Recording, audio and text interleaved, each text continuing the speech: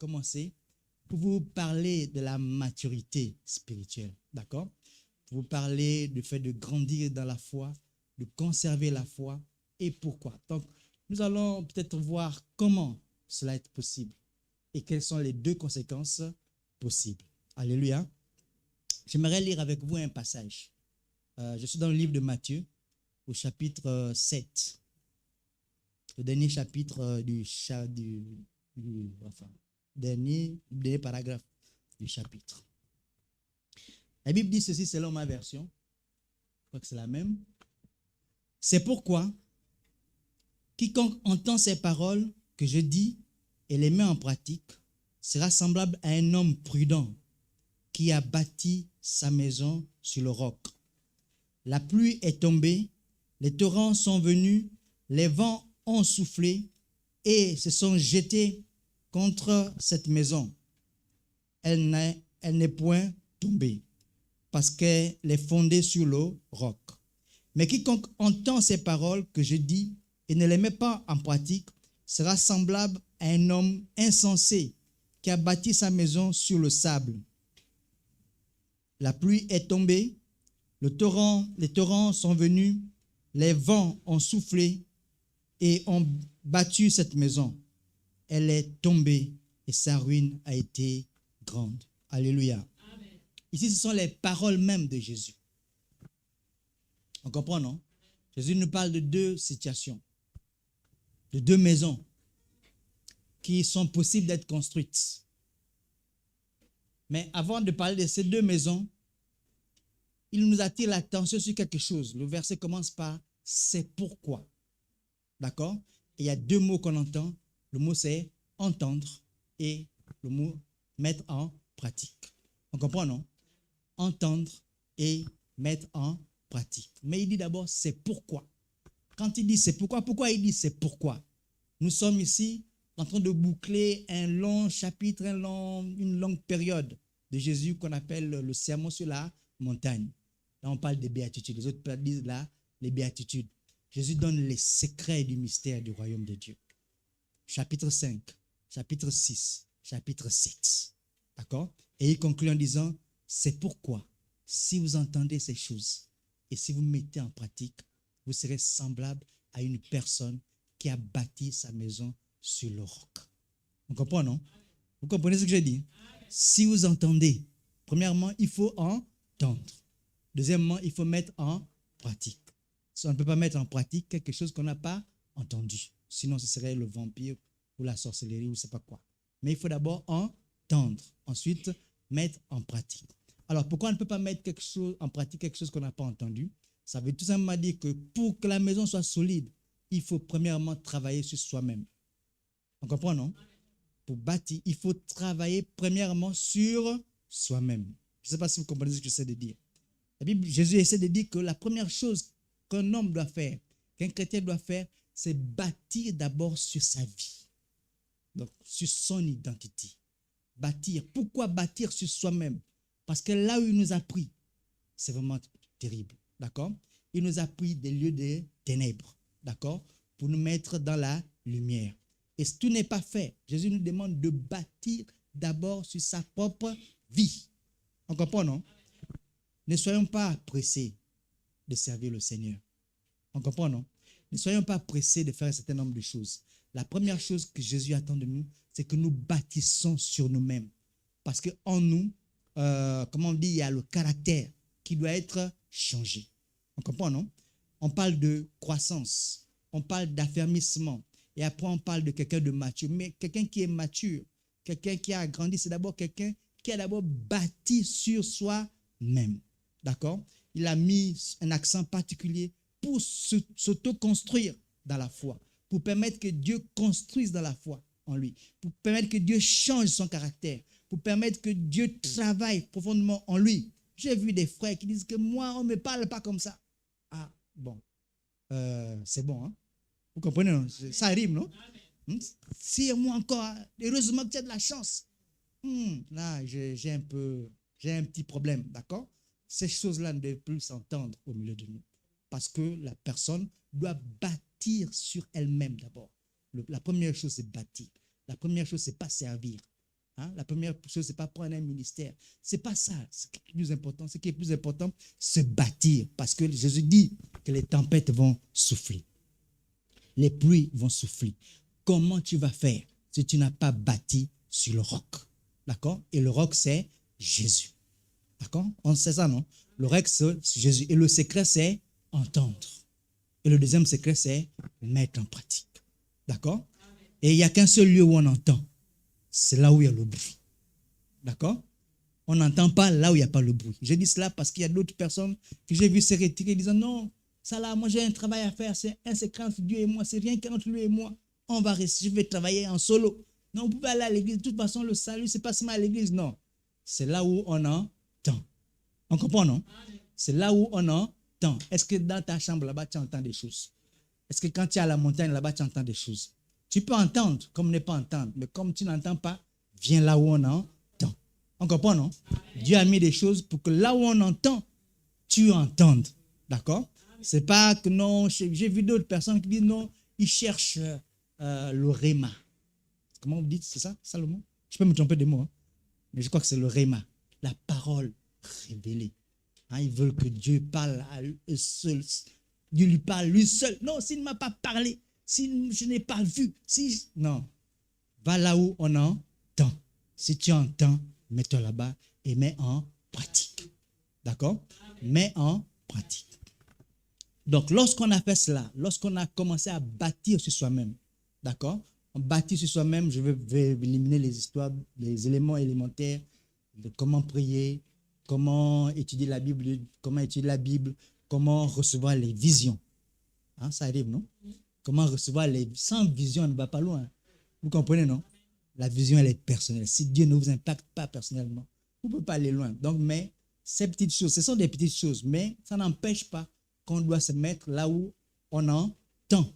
D'accord? Si quelqu'un entend, d'accord, ces paroles, et deuxièmement, s'il les met en pratique, eh bien, il est semblable à quelqu'un qui a bâti sur le rocher. Et vous pouvez être sûr que Jésus vous protégera de tout danger. OK? Vous pouvez être sûr que Jésus vous protégera. Il y aura des choses qui passeront même au-dessus de votre tête, que vous ne serez même pas au courant. Hein? Parce que lui-même, il sera le garant. En disant que lui, ça c'est ma servante, c'est mon serviteur. Lui, il m'écoute et il met en pratique ce que je dis. Alléluia. Amen.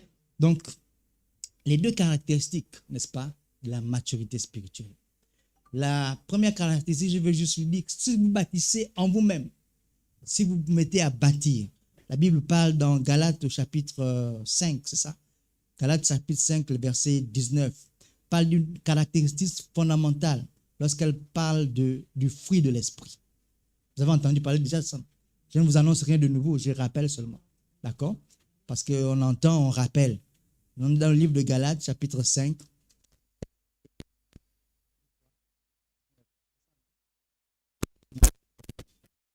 le verset 22. Ouais, le verset 22. Sinon, le verset 19, c'est le contre-exemple. Mais le verset 22 dit, le fruit de l'esprit, n'est-ce pas? C'est ça, non? Mais le fruit de l'esprit, c'est l'amour, c'est la joie, c'est la paix, c'est la patience, c'est la bonté, c'est la bénignité, c'est la fidélité, c'est la douceur, c'est la tempérance. D'accord? Quand vous pratiquez ces choses, la loi n'est pas contre cela. Aucun homme ne peut vous condamner si vous pratiquez ces choses. D'accord? Ceux qui sont à Jésus-Christ ont crucifié la chair. Ça veut dire qu'ils ont travaillé sur eux-mêmes. Vous comprenez ça, non? Avec ses passions. Ils ont crucifié la chair avec ses passions et ses désirs.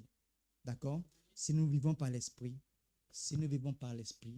alors la Bible dit aussi, marchons selon l'esprit. D'accord?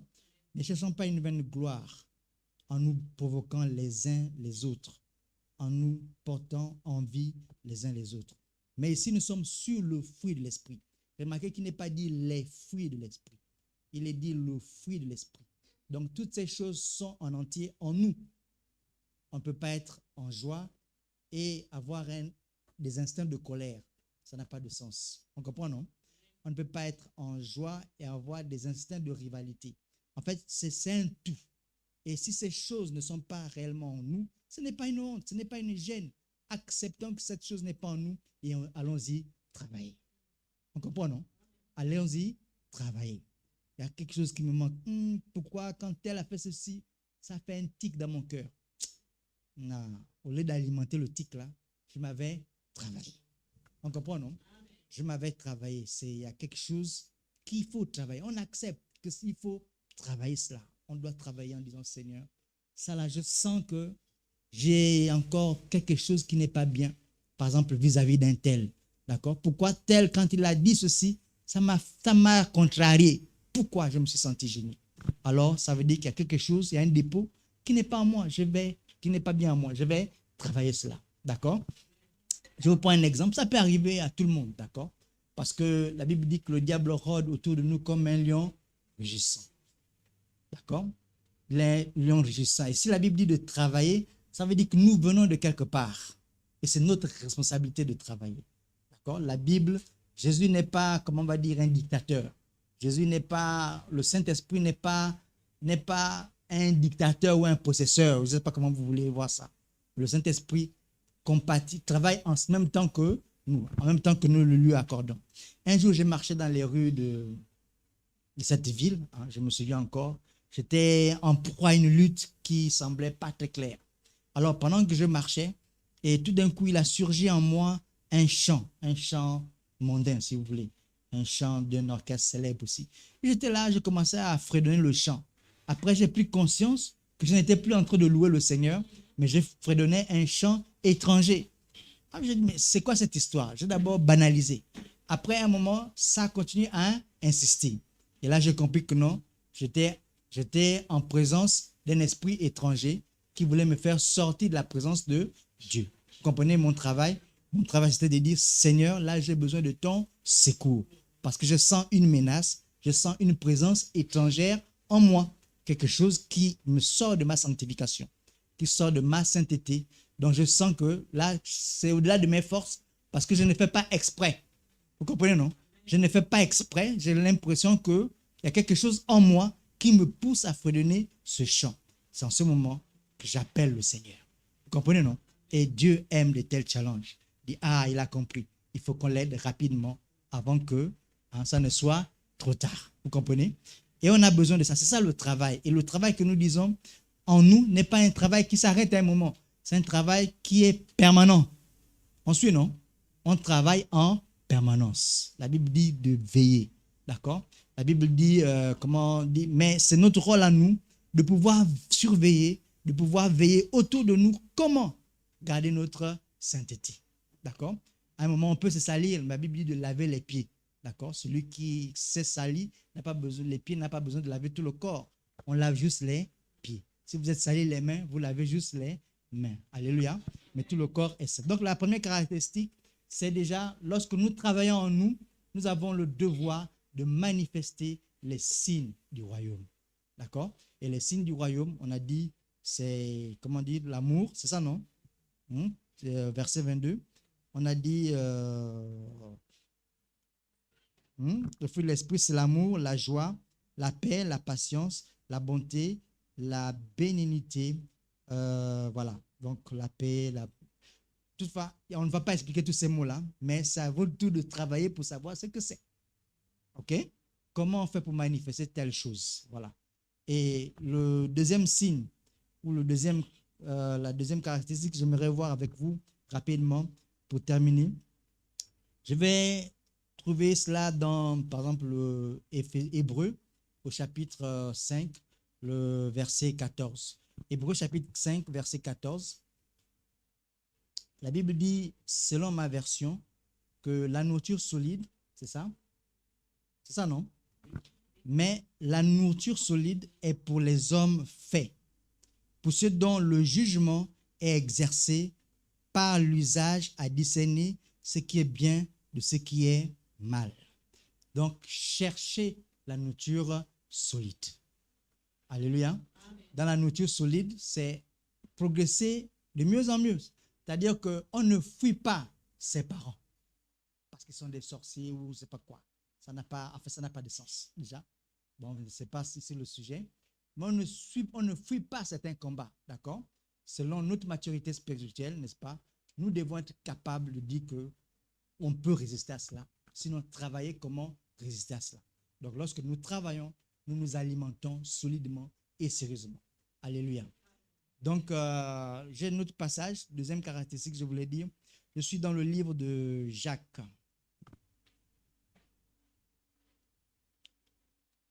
On va terminer par cela, c'est ça. Jacques, chapitre 3, c'est ça? 5, chapitre 5, voilà. Jacques, chapitre 5.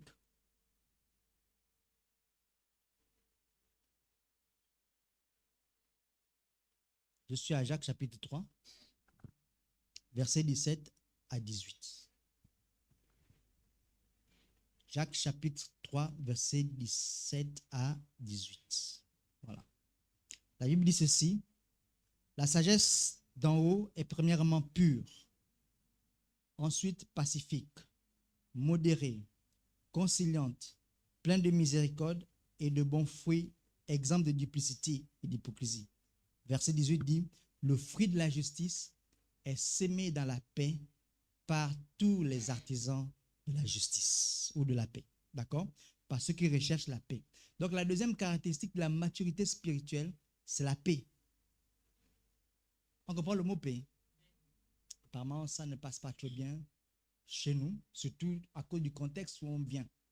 On aime quand on est dans un environnement, les gens ne s'entendent pas.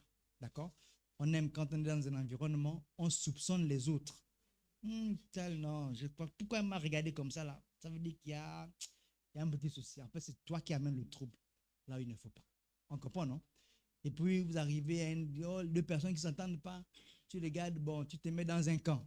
Tu dis, bon, comme tel est mon parent, alors, on comprend, non? Je vais me mettre de mon camp, du camp de mon parent et essayer d'éloigner l'autre.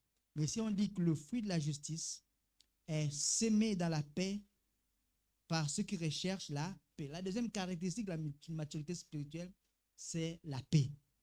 On comprend ça? Et ça se justifie dans 2 Corinthiens au chapitre 5. Lorsque vous voyez 2 Corinthiens au chapitre 5, et c'est vraiment extraordinaire, c'est que 2 Corinthiens chapitre 5 essaie de dire autour de la paix. Je dirais 2 Corinthiens chapitre 5.